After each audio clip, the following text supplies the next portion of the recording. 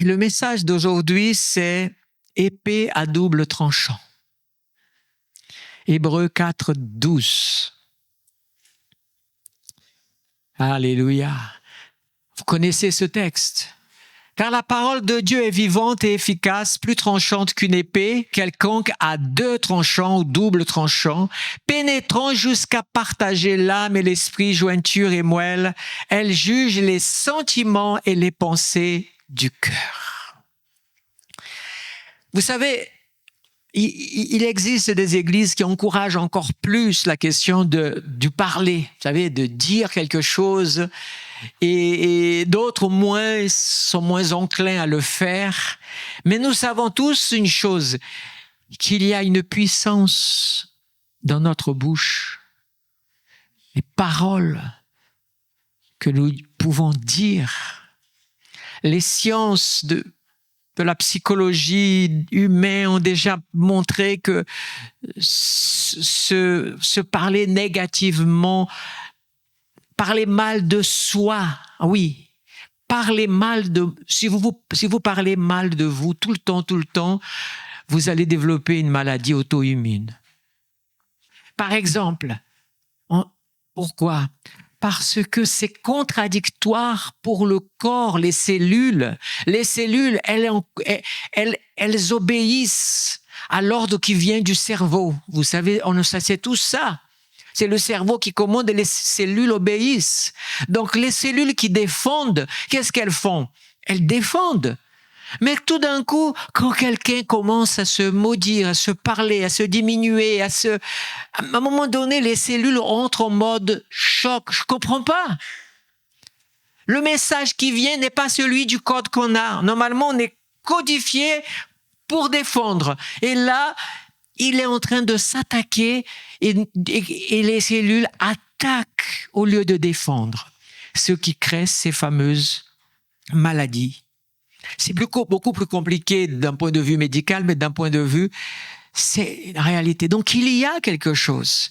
Eh bien, dans ce texte, je ne vais pas le tout entier, l'expression deux tranchants ou à double tranchant est tirée d'un mot qui est distomo, qui est un mot qui est composé de deux mots.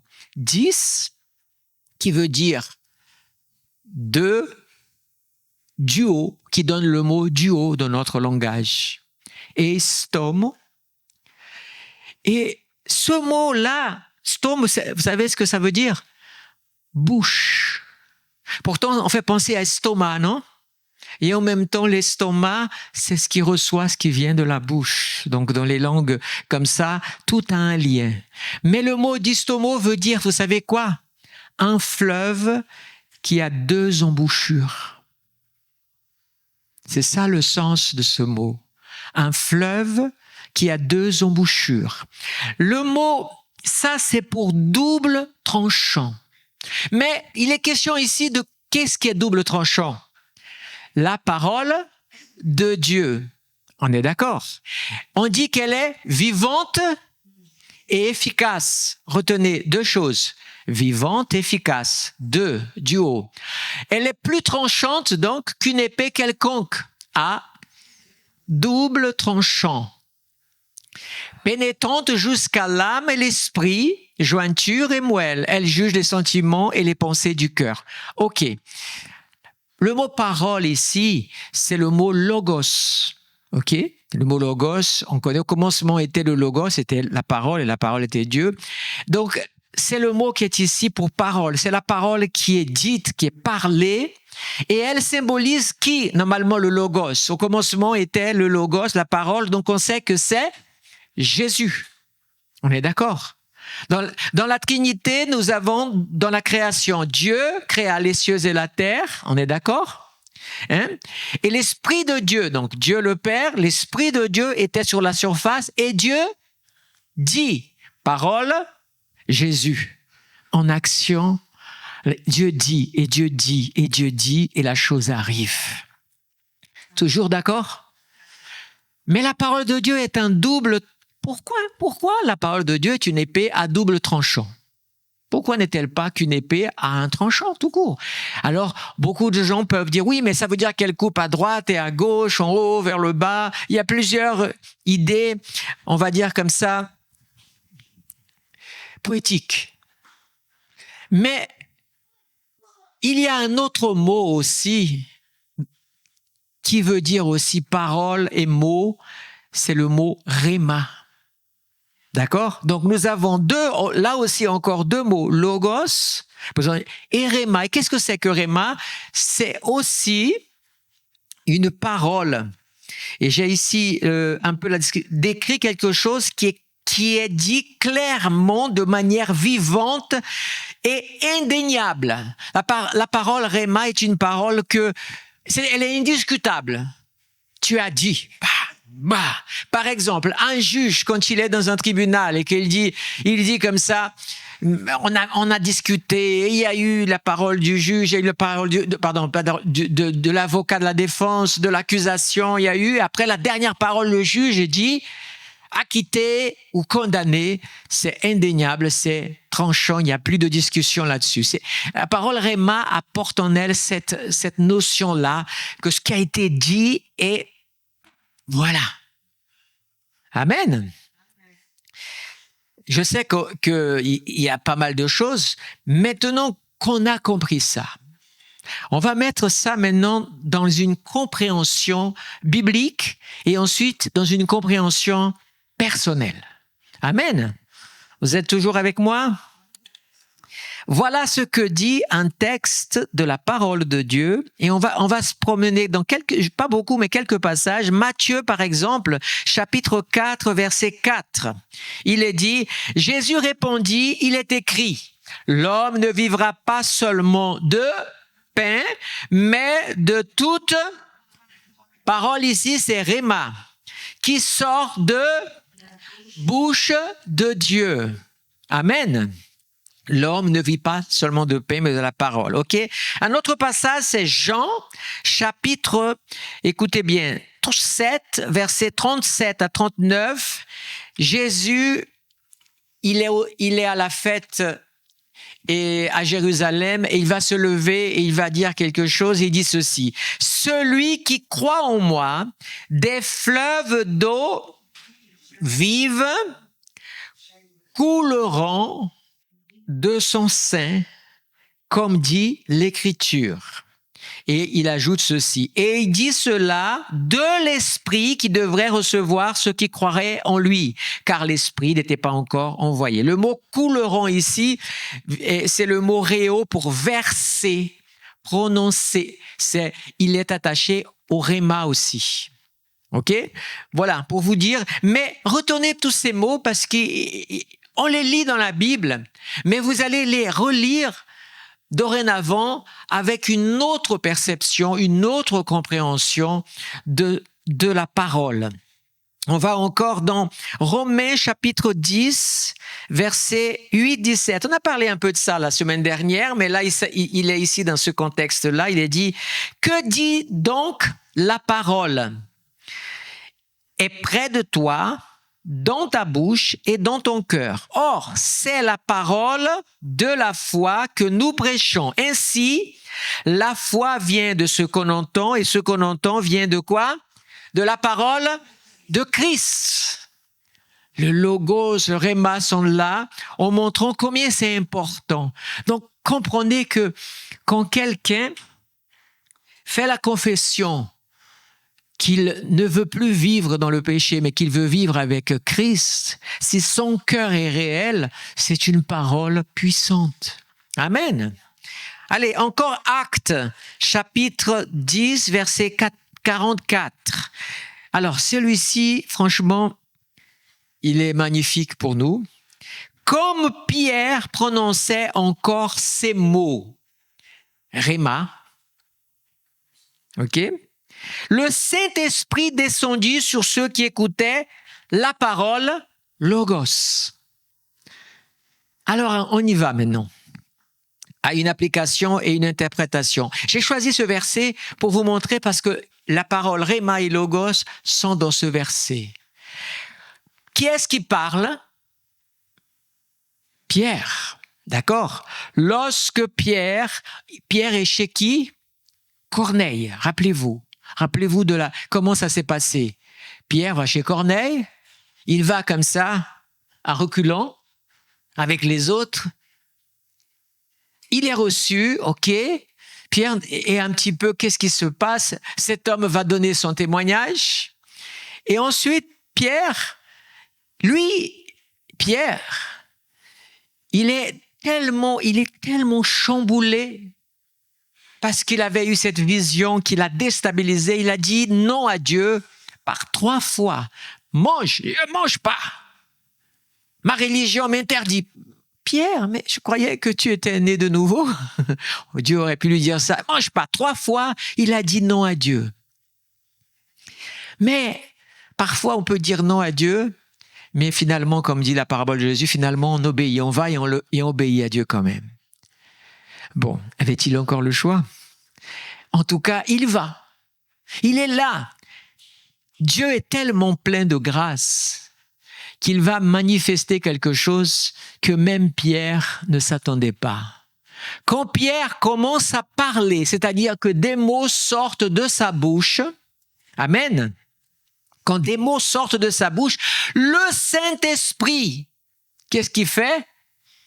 Il fait que cette parole rentre d'une manière comme si c'était Jésus, le Logos, la parole qui rentrait dans la vie de ces gens.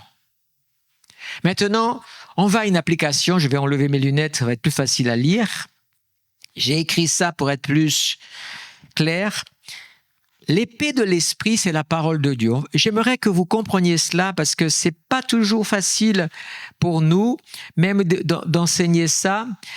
Le terme parole, donc, on a déjà expliqué cela, et donc, dans le langage de le Nouveau Testament, le mot rhéma apporte l'idée d'une parole qui est ravivée, c'est-à-dire vivante, ou qui est inspirée.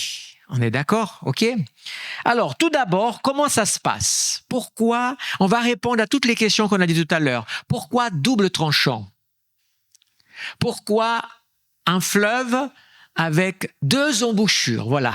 Embouchure, il y a le mot bouche, parce que ça a le sens de cela. On est d'accord? On va comprendre pourquoi deux tranchants. Pourquoi?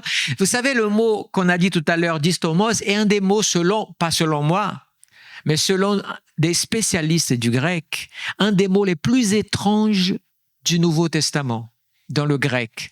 Parce que double tranchant, et ça donne distomos, qui n'a rien à voir avec tranchant, mais avec 2 bouches, en fait, ça veut dire. Qui a 2 bouches.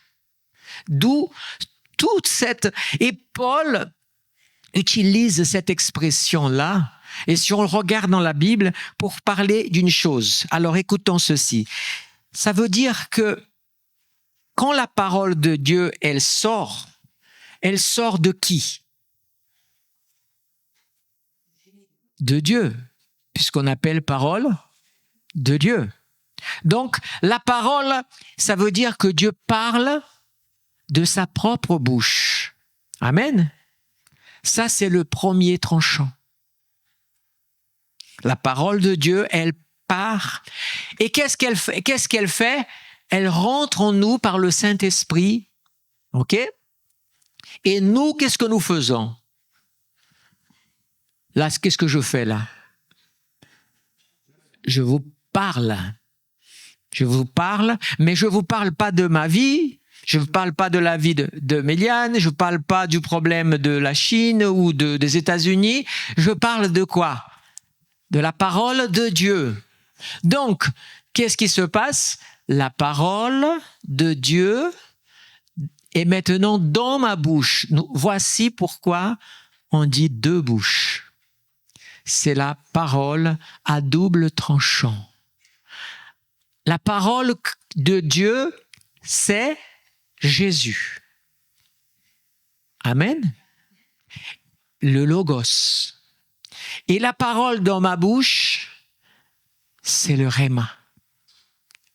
Une parole qui a un effet.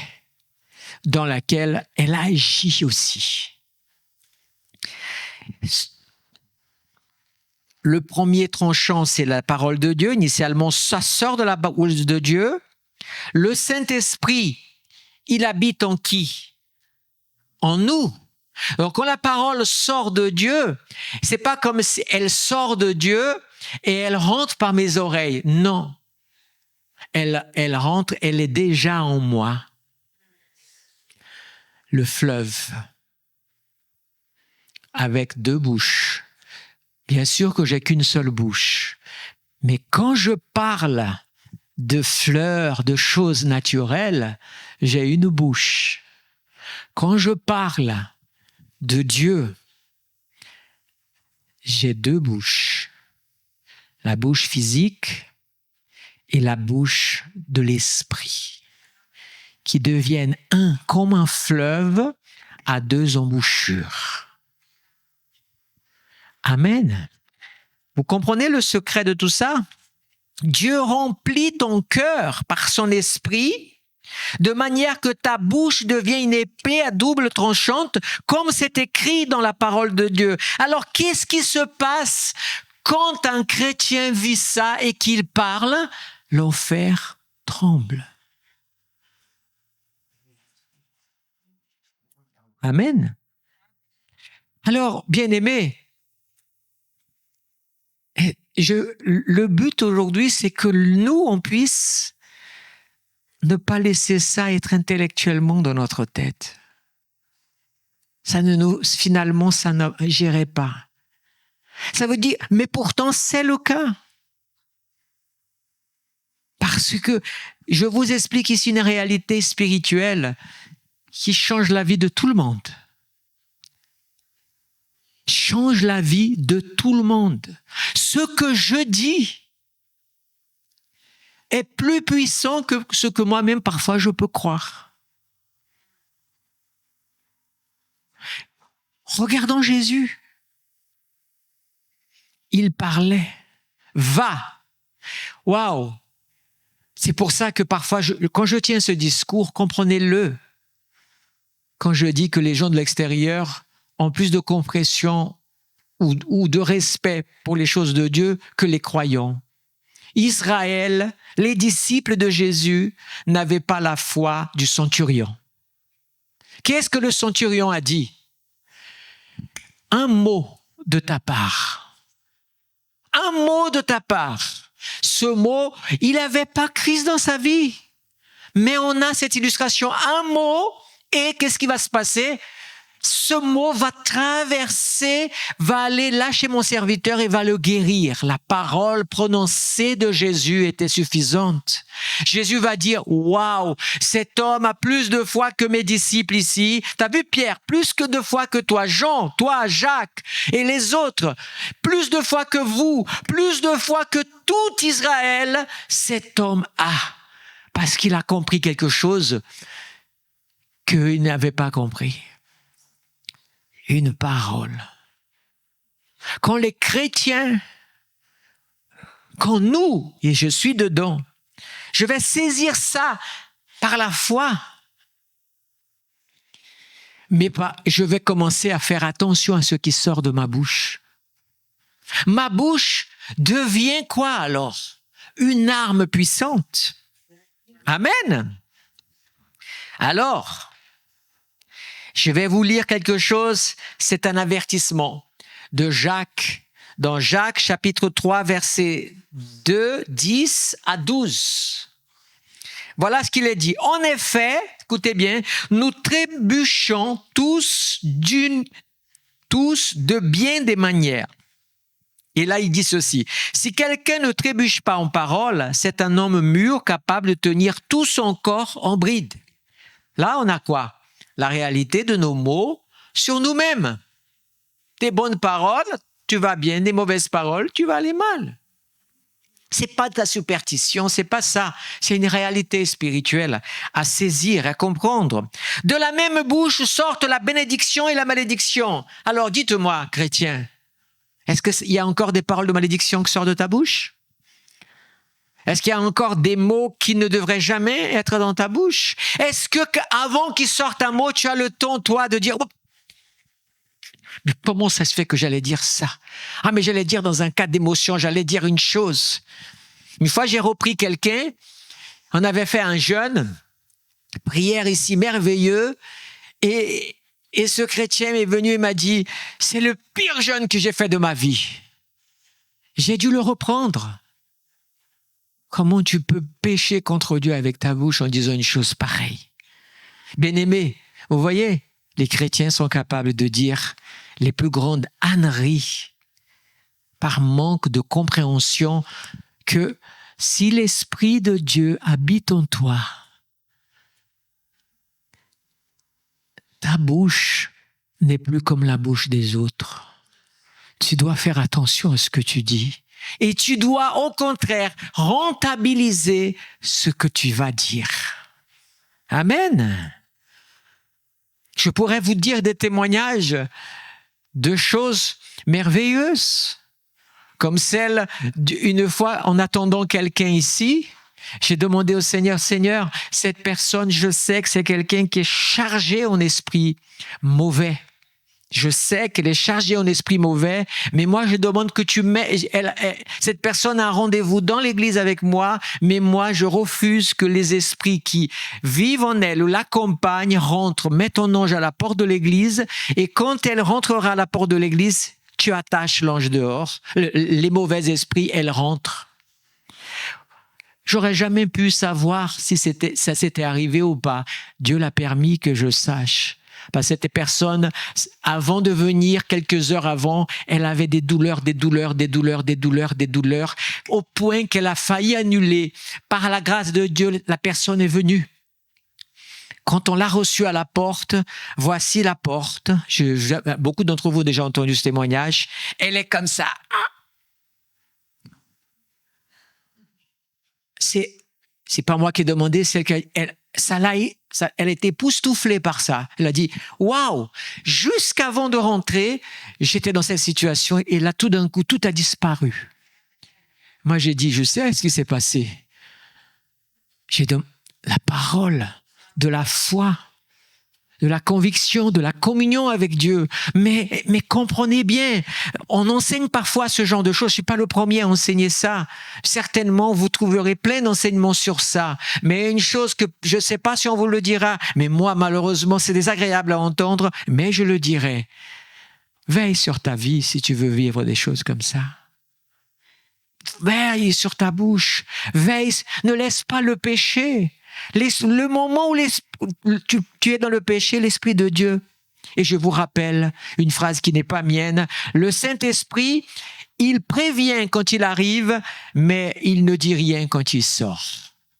On ne sent jamais quand le Saint-Esprit nous a quittés. On croit qu'on va sortir. Ah, le Saint-Esprit, oh, il me sentirait mal, le Saint-Esprit vient de sortir. Non. Samson ne savait pas. Il croyait qu'il avait toujours et pourtant il était l'obéissant. Chrétiens n'ont pas conscience de ça. Le péché te prive de Dieu, te prive parfois même aussi du salut et te prive de tous les bénéfices que Dieu a dans ta vie.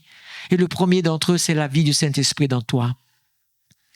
C'est pas ce que je pense, ce que je dis à moi-même qui est la vérité. C'est ce que la parole dit qui est la vérité. C'est clair, net et précis. Si la parole dit que je suis en péché, l'Esprit de Dieu n'est pas en moi, je peux dire ce que je veux. Les deux, c'est clair, net et précis. Soit la parole a raison et donc j'ai tort, soit la parole a tort et je peux toujours croire que j'ai raison. Bien-aimé, si quelqu'un trébuche aux paroles, ok, de la même bouche sortent des bénédictions et des malédictions. Mes frères et sœurs, il ne faut pas que tel soit le cas. Et là, regardez la comparaison qu'il va faire. Une source fait-elle jaillir par la même ouverture de l'eau douce et de l'eau amère? Un figuier, mes frères et sœurs, peut-il produire des olives et une vigne? Ou une vigne des figues? De même, aucune source ne peut produire de l'eau salée et de l'eau douce.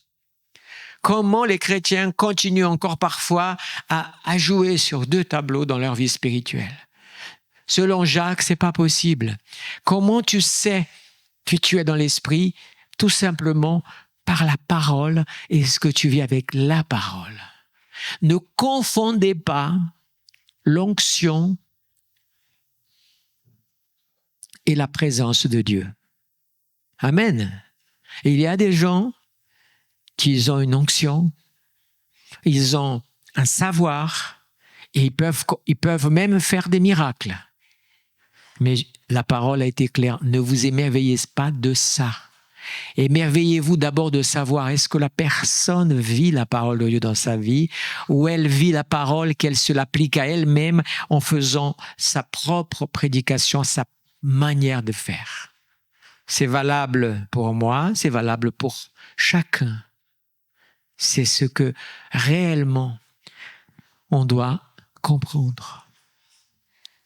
Apocalypse 2, versets 12 à 13 et le verset 16, il est dit « Écrit à l'ange de Pergame ». Waouh! Justement Pergame. Pourquoi pas une autre église? Justement Pergame dit quoi? Voici ce que dit celui qui a l'épée aiguë à deux tranchants. Je sais où tu demeures, je sais que là est le trône de...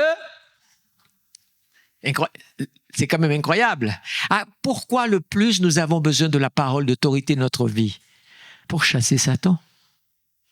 Et c'est celui qui parle c'est pour l'église de Pergame. Parce que l'église de Pergame était identifiée comme là où il y a le trône de Satan.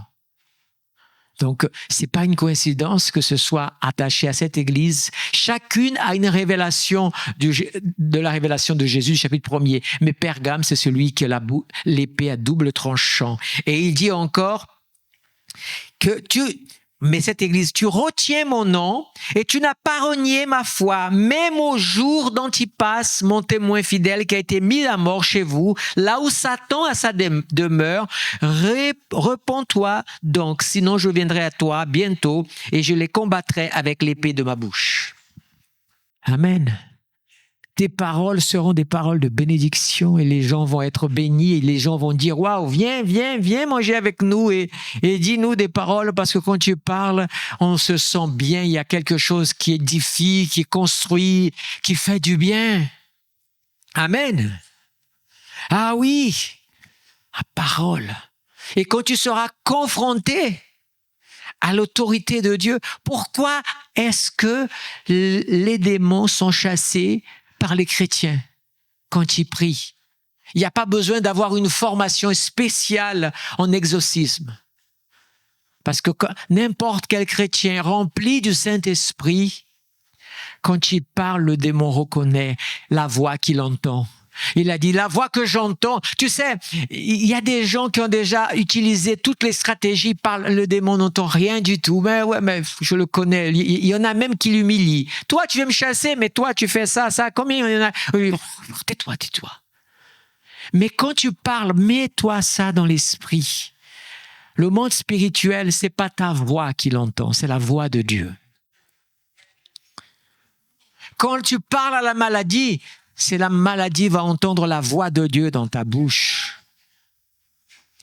Amen. Désire ça.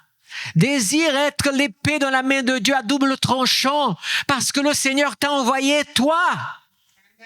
Il nous a envoyé nous pour conquérir des territoires, pour renverser des forteresses, pour libérer des captifs, pour imposer les mains aux malades et ils seront guéris. Tout ça, c'est notre responsabilité. Et nous avons le logos et le réma. Le réma sort de notre bouche, mais c'est le logos qu'on entend, la voix de Jésus. Je comprends ce texte de la parole maintenant, à la lumière de ça. La tempête. Quand on réfléchit, qu'est-ce qui s'est passé? Quand Jésus dit, tous ces textes deviennent clairs avec cette compréhension pour moi. Vent, calme-toi. Mer, arrête. Les disciples, qui est celui que le vent et la mer obéissent? Le Créateur. Jésus était dans une connexion tellement grande avec le Père. Le discours de Jésus, je ne fais rien de moi-même. Je ne dis rien que ce que le Père ne me dit de dire. Je ne fais que ce que le Père me dit de dire. Jésus est en train de nous dire ça. Donc Jésus avait la bouche du Logos qu'il était et la Rhéma en même temps. Nous voyons des ministères qui font des choses extraordinaires parce que leur bouche était devenue.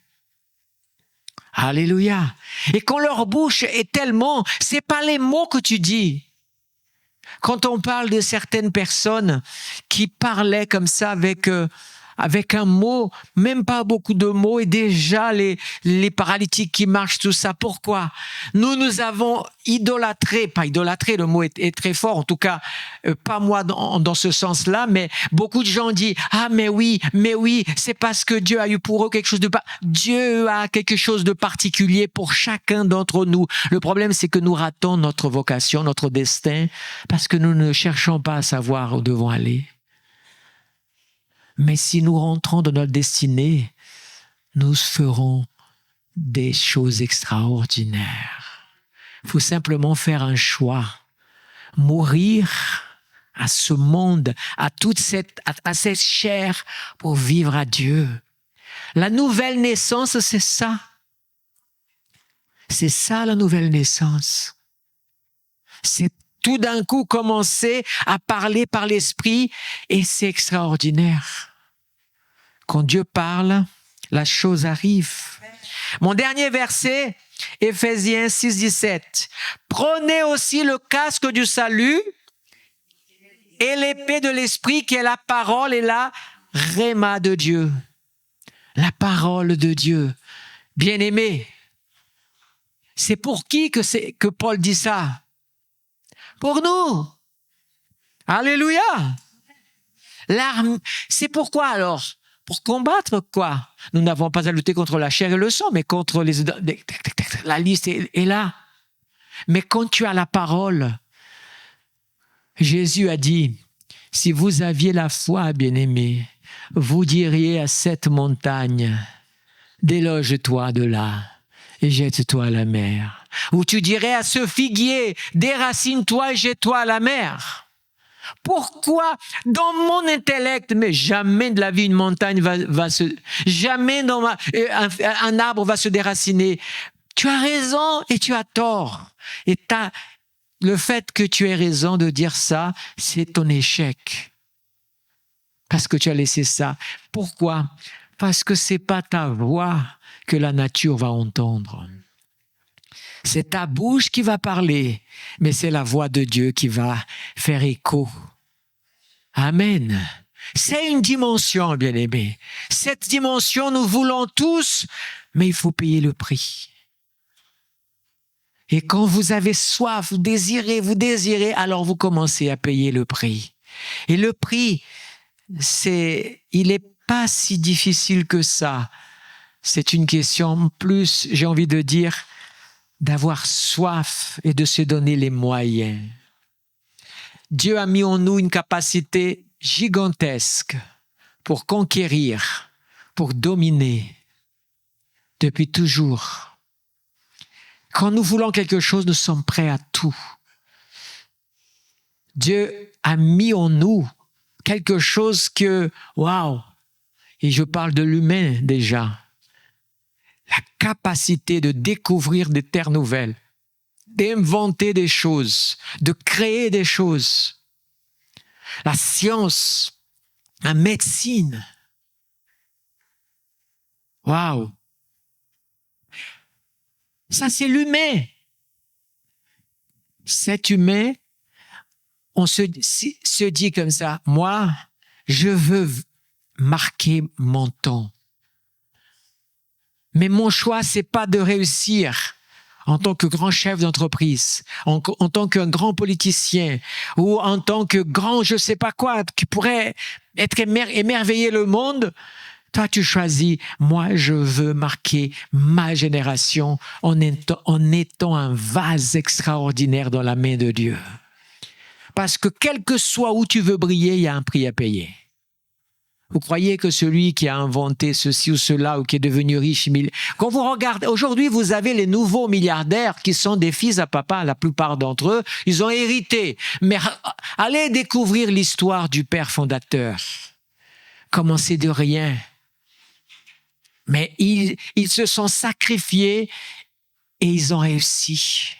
La vie spirituelle, arrêtez de croire que ça va tomber du ciel juste parce que vous allez passer des moments maintenant un peu plus en prière que d'habitude. Vous allez déjà être visité, mais si vous continuez, vous allez être encore, et à un moment, Dieu va commencer à faire quoi avec vous?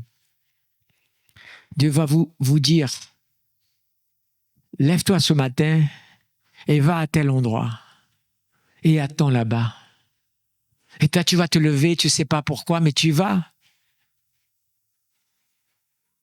Et puis, moi, j'ai vécu ça sur notre place. La même personne que j'ai raconté le témoignage, c'est la même chose. Ça me travaillait, je venais à la place, je me mettais là-bas et j'attendais. Je sais que j'attendais. Une fois, j'ai vu des gens passer, mais rien. J'ai une deuxième fois. Et puis une fois, j'étais avec le groupe d'évangélisation, et la personne est venue. Mais vous savez, ce qui est beau, c'est que quand tu obéis à Dieu, Dieu te fait comprendre les choses. Ce jour-là, cette personne a dit, j'étais dans mon appartement et tout d'un coup, c'est comme si une voix m'a dit, habille-toi et descends à la place. Et ce jour-là, j'étais là. C'est rien ça, à ce que Dieu a envie de faire avec vous, avec nous. Oui, on a tellement de fardeaux, de préoccupations. Il faut juste se poser la question, pourquoi j'en ai autant que je peux dire, oui, mais moi je ne peux pas, moi. Il me faut travailler 48 heures par jour. Ça s'appelle une hyperbole, exagération. J'ai pas, ok, mais tu peux te révolter, non? Par contre, celui qui va te dire, donne du temps au Seigneur, tu peux pas comprendre, révolte-toi dans le fait que tu es dans cette situation et dis, est-ce que tu crois que Dieu peut changer ta situation et te mettre au large? C'est la foi, mais nous ne sommes pas tous au même niveau.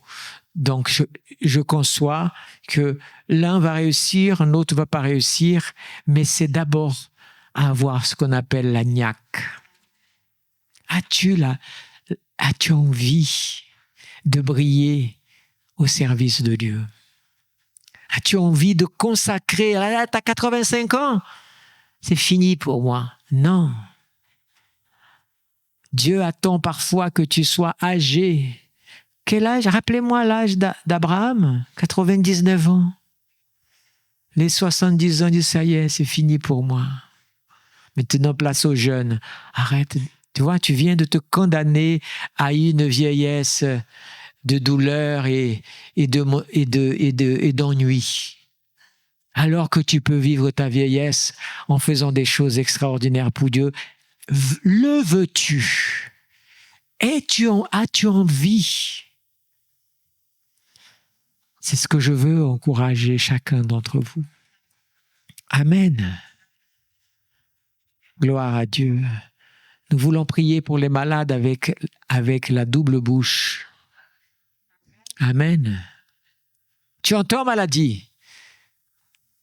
C'est pas Douglas qui parle là. C'est le Seigneur qui te dit, sors de là. Amen. Autorité. Parfois, c'est très important. Le diable nous piège dans tout ce qu'il peut trouver en nous. Mais ce que je vous dis là, c'est pas ce que le diable essaie de faire avec Jésus.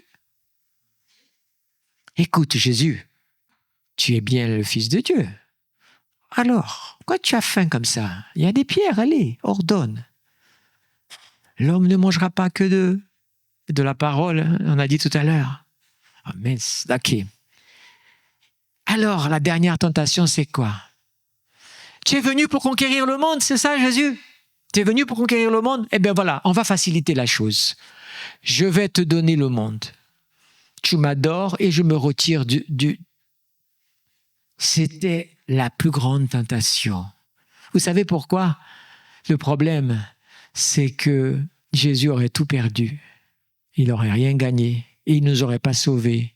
Parce qu'il n'y a pas de salut sans la croix.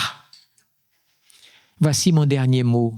Il n'y a pas d'élévation sans épreuve, sans combat, sans résistance, Église. Il n'y a pas de destin que tu vas accomplir sans passer par le désert. Et où le diable viendra t'offrir des cadeaux. Ça n'existe pas.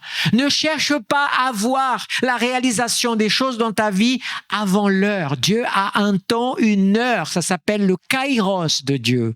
Ce n'est pas le chronomètre, c'est le kairos. C'est le temps déterminé, marqué dans l'agenda de Dieu, que tu seras prêt à ce moment-là. Amen.